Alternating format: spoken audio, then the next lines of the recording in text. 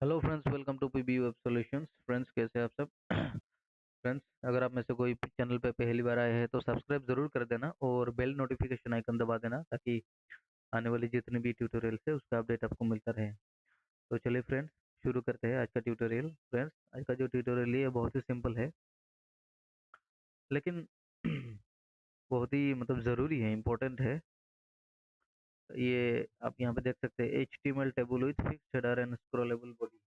कभी कभी क्या होता है, हमारे जो HTML टेबल है हम किसी वेब एप्लीकेशन में या फिर कभी कभी वेबसाइट में लगाते हैं तो डेटा टेबल में बहुत हो जाता है, 1000 2000 400 500 ऐसे।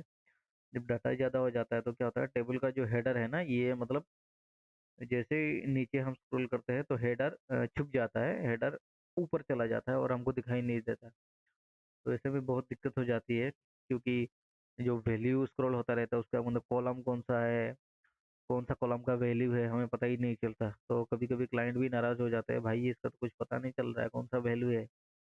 तो इसी प्रॉब्लम को सॉल्व करने के लिए हम ये टेबल का जो हेडर है इसको क्या करते हैं, फिक्स्ड हेडर, एक फिक्स्ड हेडर बनाएंगे। और स्क्रॉलेबल बड़ी यहाँ पे देख सकते हैं, मैं जितना भी डाटा स्क्रॉल करूँ डाटा अंदर दिखता रहेगा, लेकिन मेरा जो हेडर जो है, ये जो हेडर है ये फिक्स रहेगा पूरा। यहाँ पे देखिए, स्क्रॉलिंग का भी है, ठीक है, scrolling sorting, short phone number wise short कर सकते हैं, एज वाइज शॉर्ट कर सकते हैं, छोटे से बड़ा, एज 28 29 30, डिपार्टमेंट अल्फ़ाबेटिकली, ये देख ABC उसी सब से शॉर्ट हो रहा है। तो ये जो फैसिलिटी है, वैसे तो CSS यूज़ करके हम कर सकते हैं इसको, ये जो फिक्स्ड हेडर स्क्रॉलेबल बड़ी, लेकिन मैंने यहाँ पे क्या किया, डाटा टेबल यूज़ किया है। तो मैं बताऊंगा आपको कोडिंग में जाके डाटा टेबल यूज़ करने का फ़ायदा क्या है। हमें बहुत सारे फीचर्स मिल जाते हैं, जैसे कि यहाँ पे देखिए, शो 10 एंट्रीज 25, 25 करूँगा तो 25 दिखेगा, 10 करूँगा तो 10 दिखेगा। ये एक डेटा टेबल का फीचर है। फिर सर्च, सर्च में मान लो BSY, ये देखिए, मैं सर्च कर रहा हूँ तो सर्च भी हो रहा है, सर्च फीचर भी अवेलेबल है। उसका पेजिनेशन है, डेटा बहुत ज़्यादा हो जाएगा तो 2 नंबर पेज आ जाएगा, फिर 3 नंबर है, 4 5 नंबर पेज आ जाएगा, 4 नंबर, 5 नंबर, 6 नंबर, ऐसे प्रीवियसनेस। तो यहाँ पे लाइन लग जाएगा 1 2 3 पेजेस का। तो ये एक फीचर मिल गया हमें पेजिनेशन का। फिर दूसरा फीचर क्या है, दूसरा फीचर क्या है, ये जो फिक्स्ड हेडर है, ये भी फैसिलिटी हमको मिल जाती है, ठीक है।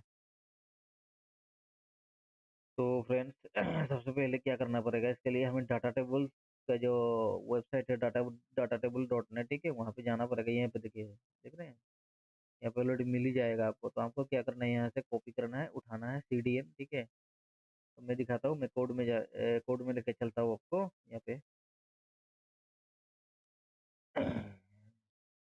मोर फ्रेंड्स, मेरा भी सजेशन है आप लोग डाटा टेबल ही यूज़ कीजिए, क्योंकि ये जो फिक्स्ड हेडर जो प्रॉपर्टी है ना, ये डाटा टेबल से जल्दी हो जाएगा। आप CSS भी यूज़ कर सकते हो, लेकिन उसमें थोड़ा कोड लिखना पड़ेगा ज़्यादा। यहाँ पे बना बनाया है, रेडीमेड है, तो खामखा आप क्यों इतना कोडिंग करें। जो चीज़ मिल रही है आप उसको यूज कीजिए, मस्त। ये लोग बनाए हैं डाटा टेबल, तो मैं लेके चलता हूँ। यहाँ पे क्या है, कुछ कॉलम कुछ नहीं है, name, phone number, age, department, designation, company name, salary, date of joining दिया हुआ है। जैसे कि आप देख सकते हैं, यहाँ पे मैंने ये टेबल का जो हेडर है, तो उसका कुछ वैल्यू क्या किया है मैंने, उसका कुछ वैल्यू जो है रोज ऐड किया है मैंने। जैसे कि नंबर 1 ये मैन्युअली ऐड किया है मैंने, डायनामिक डाटा नहीं है। और डायनामिक तो आप लोग माहिर है, जैसे PHP में डेटाबेस से फैच करना है, वो तो मैंने बहुत सारे आगे ट्यूटोरियल जो बनाया है तो उसमें मैंने बताया है कैसे करना है। तो यहाँ पे कुछ 4 5 6 7 8 9 10, टोटल 10 रोज मैंने मैन्युअली वैल्यूज क्रिएट किए हैं, ताकि आपको दिखा सको टेबल में, ठीक है। तो ये तो हो गया टेबल। तो सबसे पहले क्या करना है, यहाँ पे जो मेरा जो लिंक है ना, ये आप लिंक ये देख सकते हैं आप। डिस्क्रिप्शन में, मैं वीडियो के डिस्क्रिप्शन में ये ट्यूटोरियल का लिंक दे दूंगा, और मेरा ब्लॉग भी है, ब्लॉग का लिंक दे दूंगा। वहाँ से जाके आप कॉपी पेस्ट करके आप डायरेक्टली पुट कर सकते हैं। ये देखिए, डाटा टेबल्स का CSS लिंक। हर कोई भी प्लगइन हो, सबसे पहले ज़रूरी होता है CSS को इंक्लूड करना है हेड सेक्शन के अंदर। उसके बाद जावास्क्रिप्ट का, ठीक है, कोई भी CDN हो। CDN मतलब कंटेंट डिलीवरी नेटवर्क। चाहे अब आप बूटस्ट्रैप यूज़ करो, कुछ भी यूज़ करो, टेलविन यूज़ करो, सबसे पहले जरूरी होता है उसका CSS लिंक हेड सेक्शन में डालना। उसके बाद जावास्क्रिप्ट कोड स्क्रिप्ट सेक्शन में डालना। तो सबसे पहले हेड सेक्शन में हम लोग लगाएंगे ये लिंक, देख रहे हैं आप, स्टाइल शीट। उसके बाद CDN datatables.net, ये कौन सा वर्जन है मुझे भी पता नहीं, बहुत पहले किया था। आप लोग डाटा टेबल से जाके ये dataTable.min.css लगा सकते हैं आप कॉपी करके, ठीक है। यहाँ पे देख सकते हैं आप डाटा टेबल्स का जो साइट है, यहाँ पे जाके ये देखिए इंक्लूड टू फाइल्स, ये CSS का है, फिर ये JS का है, आप ये भी लगा सकते हैं। उसके बाद ये हो गया CSS हमने लगा लिया। उसके बाद क्या करना है, उसके बाद आके यहाँ पे स्क्रिप्ट, एक वो स्क्रिप्ट का जो लिंक है स्क्रिप्ट टेक का, वो लगाना है dataTables.net। उसके बाद dataTables.mean.js, CSS में क्या रहेगा, mean.css रहेगा, mean जावास्क्रिप्ट में min.js रहेगा। तो min.js क्या करना है, वो आपको लगाना है यहाँ पे स्क्रिप्ट सेक्शन में। फिर से एक स्क्रिप्ट टैग ओपन करना है और उसके अंदर लिखना है डॉलर, ये क्या है मैं बताता हूँ आपको। सबसे पहले तो क्लास ले लेनी है, ये डॉट सेल डॉट, क्लास को कैसे करते हैं, डॉट से हम इंक्लूड करते हैं, आईडी होगा तो हैश, हैश से यूज करते हैं। तो यहाँ पे सेल हाइफन बॉर्डर क्या है, ये एक टेबल का क्लास है जो आपको बनाना पड़ेगा। कुछ भी नाम लग सकता है, जैसे कि टेबल आईडी है, क्लास सेल बॉर्डर, देख रहे हैं आप यहाँ पे। तो क्लास ये जो है टेबल का क्लास है सेल हाइफन बॉर्डर, ठीक है। तो ये टेबल का क्लास जो है यहाँ पे आपको लगाना है। उसके बाद यहाँ पे उसी क्लास से डाटा टेबल को क्लास डॉट, ये jQuery का है, डॉलर सिंबल jQuery का सिंबल है, ठीक है। क्योंकि हमने यहाँ पे min.js jQuery इंक्लूड कर दिया है तो ये काम करेगा। तो फिर वो क्या करना है, डॉट डाटा टेबल जो क्लास है उसको कॉल करना है। तो उसके अंदर क्या क्या ये पैरामीटर है मैं बताता हूँ। ये पैरामीटर नहीं देंगे तो भी आपका डाटा टेबल चलेगा, बाय डिफॉल्ट सर्च फंक्शन काम करेगा, लेकिन ये किस लिए, वही फिक्स हेडर के लिए। तो पेजिंग सबसे पहले देखते हैं, पेजिंग क्या है, ट्रू है, मतलब वो पेजिनेशन जो मैंने बताया था 1 2 3 ये वाला कहाँ गया, ये जो है ना 1 2 3 जितना भी डाटा बढ़ता जाएगा आपका पेजिनेशन आता रहेगा, ठीक है। तो वो हो गया पेजिंग। फिर आएगा फिक्स हेडर, ये इंपॉर्टेंट प्रॉपर्टी है। Fix header H capital camel के इसमें लिखा हुआ है fix header. Fix header property को क्या करना है, कॉलन ट्रू, फॉल्स नहीं करना है, ट्रू करना है। फिक्स हेडर ट्रू करेंगे तो क्या होगा, आपका ये जो फिक्स हेडर है ना, ये देखिए मैं डाटा स्क्रॉल कर रहा हूँ लेकिन आपका जो हेडर है वो जगह से हिल नहीं रहा है। तो वो कैसे, ये जो फिक्स हेडर प्रॉपर्टी है इसकी मदद से हो रहा है, ठीक है। फिर बी डिस्ट्रॉय ट्रू, ये भी लगा देना है आपको। फिर scroll Y 200 pixel, 200 pixel scroll Y मतलब वर्टिकली, मतलब क्या है, ये जो स्क्रॉलिंग हो रहा है इसका हाइट मैंने 200 पिक्सल दे रखा है। इसको अगर मैं 250 करता हूँ, देखो यहाँ पे थोड़ा सा बढ़ जाएगा,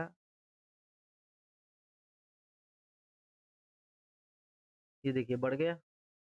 अब डेटा मेरे पास, अब हाइट ज़्यादा कर दूंगा तो स्क्रॉल नहीं होगा, क्योंकि हाइट जितना बढ़ेगा डेटा भी नहीं है।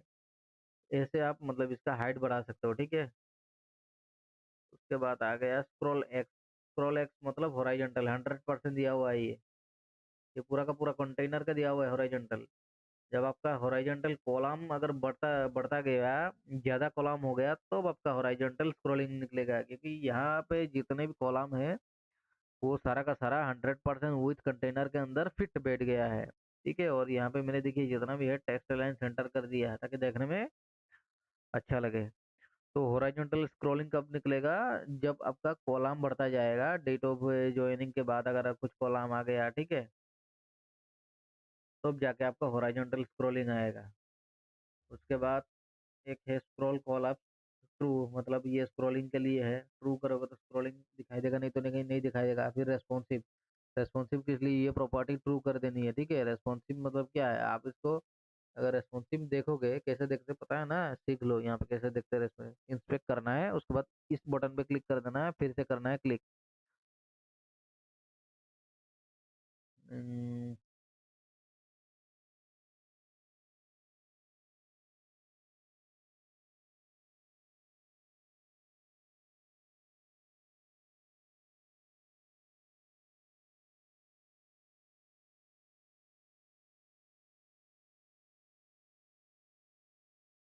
ये देखिए पूरा का पूरा रेस्पॉन्सिव है ये। दूसरे फोन में देखते हैं, फिर आईपैड मिनी में देखते हैं, सब में रेस्पॉन्सिव ही है, ठीक है। तो ये यहाँ पे छोटा क्यों दिख रहा है, क्योंकि इसका विथ 100% कर देना है, देख रहे हो जादू। ये आईपैड मिनी में ऐसे दिखेगा, ठीक है, आईफोन में कैसे दिखेगा। आईफोन का भी 33% है। जब आईफोन में ऐसे दिखेगा, ये भी 24% है। 100% करके देखना है, देखो। तो पूरा का पूरा ये रेस्पॉन्सिव है फ्रेंड। इसको बड़ा कर देता हूँ। तो फ्रेंड्स यही था, बस इतना सा कोडिंग है। बस वो एक सिंपल सा ट्यूटोरियल है। कभी भी आपको ज़रूरत पड़े तो आप ये डाटा टेबल यूज़ करके, इस टेक्निक को यूज़ करके, ये स्क्रिप्ट लिख के आप बॉडी को, मतलब टेबल जो हेडर है उसको फिक्स करा सकते हो, और साथ साथ में आपको ये सर्च फंक्शनलिटी मिल जाएगा। इसलिए मेरा जो हेडिंग दिया हुआ है, HTML table with fix header and scrollable body. ठीक है फ्रेंड्स। तो यहाँ पे बहुत सारा फीचर्स मिल जाता है, स्क्रॉलिंग, ये सॉर्टिंग वगैरह सब मिल जाएगा। तो फ्रेंड्स उम्मीद करता हूँ आप सबको समझ में आ गया होगा। फ्रेंड्स वीडियो पसंद आया तो लाइक कीजिए, सब्सक्राइब कीजिए, और अपने फ्रेंड्स के साथ शेयर करना ना भूलें। तो फ्रेंड्स मिलते हैं अगले वीडियो पे किसी और ट्यूटोरियल के साथ। तब तक के लिए bye bye and take care.